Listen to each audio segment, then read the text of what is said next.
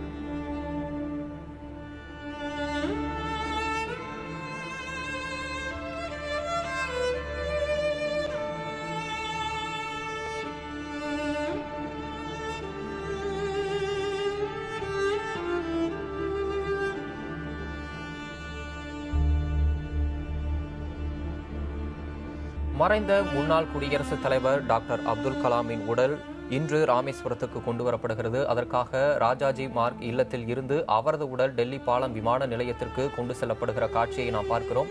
பின்னர் டெல்லியிலிருந்து விமானம் மூலம் மதுரைக்கு அவரது உடல் எடுத்து வரப்படுகிறது. அதன் நேரலை காட்சிகளை இப்போது நாம் பார்த்துக் கொண்டிருக்கிறோம்.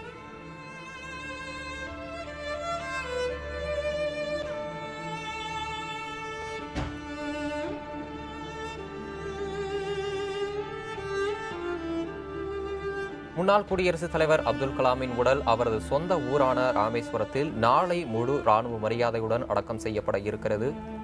இதற்காக பிரதமர் நரேந்திர மோடி, மத்திய அமைச்சர்கள், 6 மாநில முதலமைச்சர்கள் உள்ளிட்டோர் நாளை ராமேஸ்வரம் வர உள்ளனர்.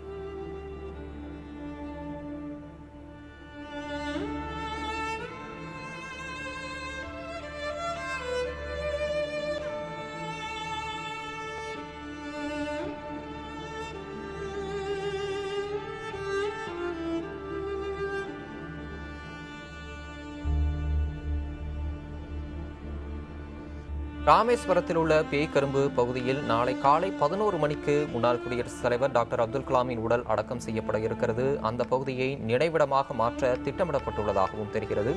கலாமிற்கு இறுதி அஞ்சலி செலுத்துவதற்காக வரும் முக்கிய நபர்களுக்காக ராமேஸ்வரத்தில் பல்வேறு சிறப்பு ஏற்பாடுகளும் செய்யப்பட்டுள்ளன. 5000 காவல்துறையினர் பாதுகாப்பு பணியிலும் ஈடுபட்டுள்ளனர்.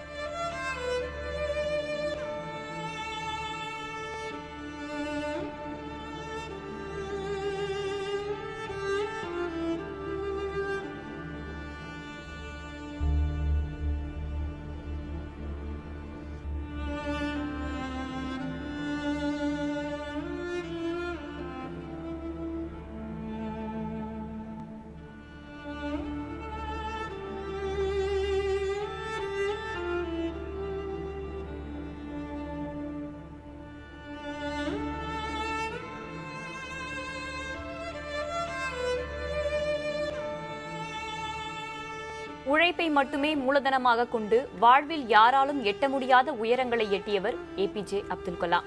இந்தியாவின் ஏவுகணை மனிதர், மக்களின் ஜனாதிபதி என கோடிக்கணக்கான பொதுமக்களால் அன்புடன் அழைக்கப்படும் அப்துல் கலாமிற்கு அஞ்சலி செலுத்துகிறது புதிய தலைமுறை.